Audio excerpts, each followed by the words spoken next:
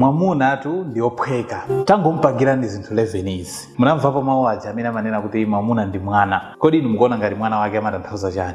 Amatanthauza kunena kuti amakhutisidwa ndi zinthu zochepa zimene inuyo mungathe kumpangira. Komano chomwe chimakula chonena kuti kusazizindikira zinthu zakezo lero tifuna tigawane zinthu zokwana 11. Chinthu choyambirira respect him. Timakhala tikunena mobwereza kunena kuti amuna amatenga chikondi munjira yowalemekeza. Inuyo ngati mukuwalemekeza iwo automatically amaona kuti ndiye kuti inuyo mumakonda. So musazayiwale nthawi zonse kumulemekeza mwamuna wanu. Osamuyankhula mwamuna wanu zinthu zosakhala bwino, kumupanga treat ngati kamwana. Khala ngati mukufuna mumupange guide kena kalikonse chani, zimene mwamuna amazitenga kuti si respect. Komano kumulemekeza ndikudzera pa kumulemekeza iyeyo ngati mwamuna, ngati mtsogoleri wa pa nyumbapo. Zimenezi zimatanthauza kunena kuti mukumulemekeza ani mwamuna amazipanga translate kuti inuyo mukumukonda. Komanso muzaonesesa kunena kuti respect ikukhalapo pa situation ina iliyonse, kaya mwakuyisana, kaya mukukangana, osayiwalabe mukhalebe kulemekeza mkati mwakemo. Chinthu cha number 2, give him peace. Mwamuna atu amafuna mtendere. Tinazapangapo post pano imene tinadzanena kunena kuti amuna inali vote kuti ndichani chomwe amuna amachifuna kwambiri kunyumba kwawo. Ambiri anazanena kuti kuwapatsa mtendere ndi chomwe amachifuna. Kunyumba kuja kukuyenera kukhale resting place ya mwamuna. Mwamuna kunjaku kuli zambiri zomwe zimachitika. Mwamuna akathodwa, akatopa, athamangire kunyumba kumene kujako akapezeko peace kapena kuti mtendere. Osati akapezeso kuli moto kumene kujako. Amuna ambiri amapanga breakdown akakhala kuti mfamily mwawo muli chinthu ngati chimene chichi. Chinthu cha number 3, appreciate his efforts. Mwamuna wanu ujayo kumuthokoza. Kumuthokoza kuja zichewa za masiku ano amanena kuti kumuonjezera magazi, kumampanga motivate mwamuna wanu. Andino sizikutanthauza kuti mumuthokoze pa zinthu zuzukulu zokha, even iso zazing'ono kaya wangogula timaswiti ta ana izi komwe kwambiri amunanga mwagulira ana wa jigisi, kaya wakupangira ndikena kake, kaya walipira bilu ya pa nyumba. Suti muzizichita mwezi uno lonse, komano mwapo ndapo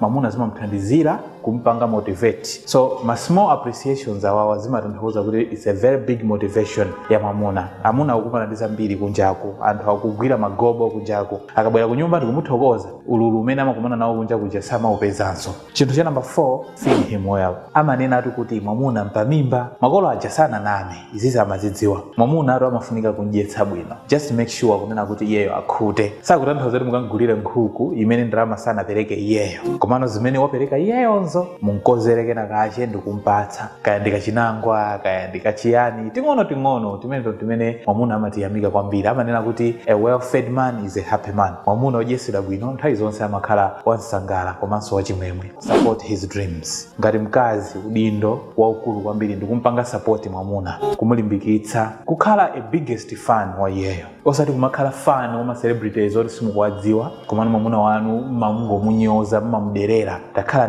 the biggest fan ya mwamuna wanuyo amene you are there nthawi zimene zamvuta, komanso you are always there encouraging him. Izizi zimathandizira kuti mwamuna wanuja afeel at home, komanso aone inu nokha posaganizira za munthu ina aliyense. Chinthu cha number 6, look good for him. Azimuna atu nawo amafuna azikazi awo atamaoneka bwino, osati kungovala chidress china chake pa nthawi imene muli pakhomo, chino chi-t-shirt china chake, sisi losa pesa, komano chena zabwinobwino zija, tisapato tabwino, tizithira timafuta tonunkhira mukamatuluka kunyumbako kuti ena kunjako akakuoneni bwino. Apapa pamakhala polakwitsa kwambiri, apapa pamakhala kuti mukulakwitsa kwambiri. Izizi mmayeneka muzipange nyumba mwanu muja. Mwamuna wanu athausanena kuti akazanga mukuoneka bwino, koma trust me, he notices it. Kumvalira tizovala tabwino tija mukutidziwa inuyo nyumbamo. Zimenezi zimapangitsa mwamuna kuti mtima wake ngati unali mavuto ena ake uleze, komanso akhale osangalala ndi chimwemwe kuti mkazi wake akuyesetsa kuti azooneka bwino kwa iyeyo.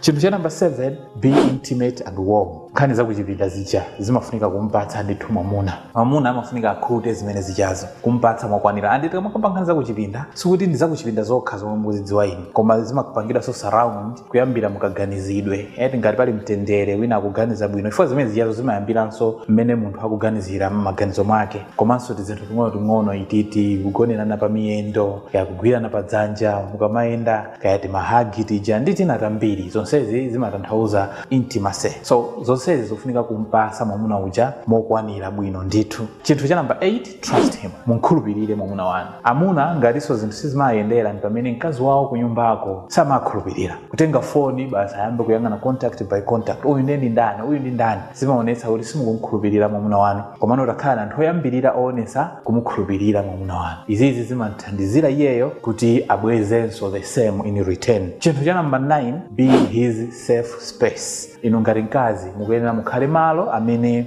mwamuna akabwerako amapeza mpumulo, amapeza bata. Mwamuna nayeto amakhala vulnerable. Mwamuna naye amathatu kulira, nayenso ndi munthu. Mumpange malo okalirira akhale m'manja mwanu kapena pa miyendo panu. Mwamuna atha kukulilirani inuyo ndi kumpasa comfort. This is just okay. Izizi ndi zimene mwamuna atha kupanga ndi mkazi wake yekha ndipo sangapange ndi munthu wina. Chifukwa amati mwamuna salira komano m'manja mwa mkazi wake amatha kulira. So muloleni mwamuna ujayo kuti akhale vulnerable, akuuzeni nkhawa zake zonse and inu mumpase ma solutions. Chinthu cha number 10, celebrate his wins, even small ones. Tazayeseseni kusangalala naye limodzi zinthu zomwe zatheka m'banjamo.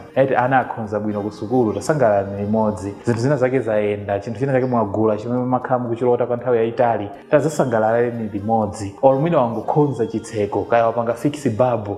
Those are your wins as a family. Tasangalala naye limodzi. Tampangeni yeye kuti azooneka champion m'maso mwa inuyo. Izi zampanga mwamuna uja kuti apereke kena kalikonse kamene iyeyo ali nako. Chinthu cha number 11 chomwe chili chomalizira, pray for him.